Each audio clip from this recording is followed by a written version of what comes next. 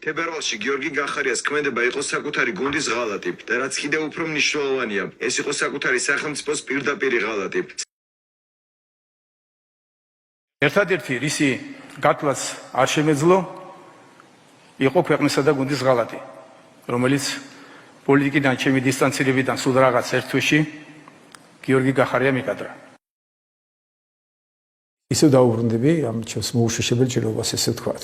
აი გახარიას პარტიის წევრებია. აბა გაიხსენეთ გახარიას პროსახიფათოა გახარია. აი გახარიას პარტიის წევრებია.